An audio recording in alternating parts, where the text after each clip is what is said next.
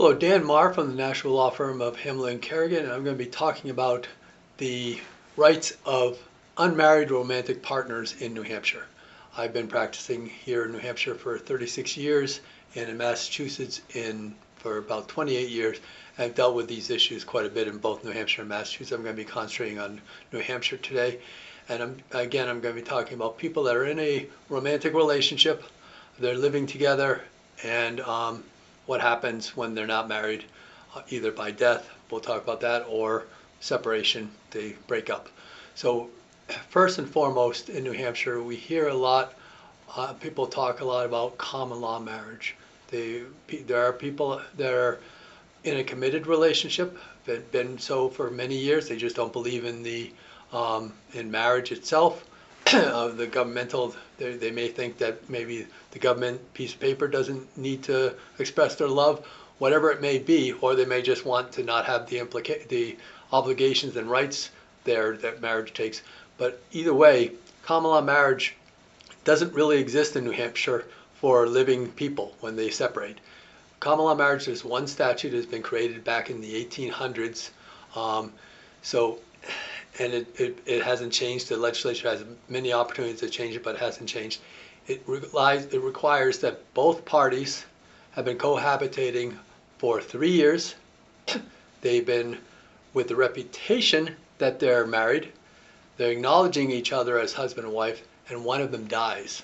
So last part is very important. The common law spouse marriage only really applies to when somebody wants to claim their spousal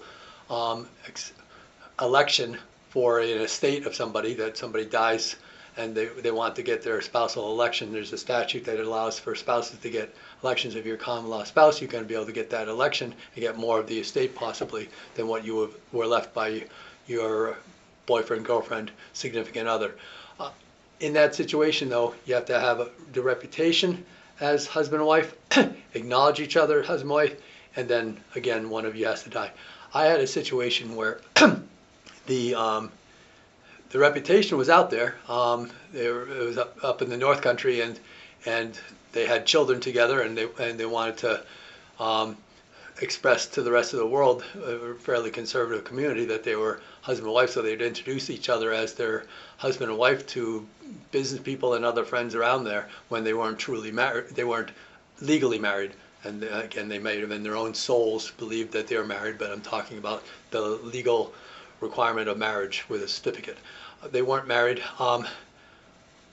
but the one that survived went and said that the other person cheated, the other person was physically abusive, and in dealing with the estate, I was able to show that's not acknowledging each other as husband and wife. The kind of the wedding vows that you have, that you're going to honor and cherish the people, that's really what marriage is about. It's not the fact that there's plenty of married people out there that are cheating on each other, that are not acknowledging each other. They're not treating themselves with respect. That situation, you're going to have a tough time. So it's extremely difficult to prove that. Sometimes in death, though, you do have truly people that are married that way.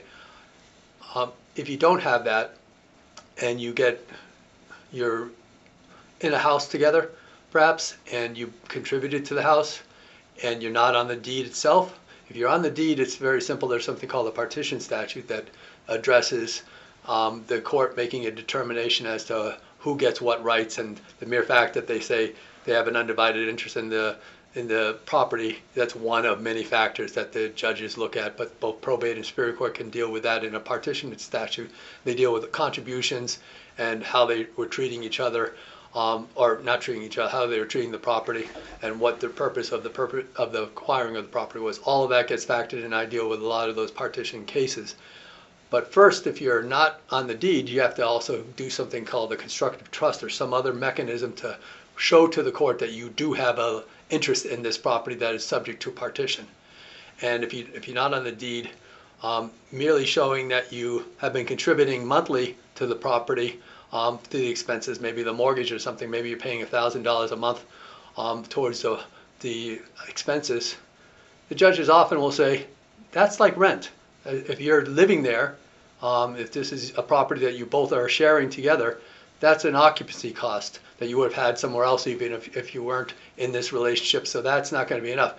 Larger amounts of money and other contribution, maybe putting on an expansion or the like, that might be more to show that you actually have an interest in the property. And then if you have an interest, then the court's dealing with the partition of what division it's going to be. But first, if you're not on the deed, you have to deal with that. Very difficult, but I have dealt with those cases. I'm happy to help you or talk to you about these situations.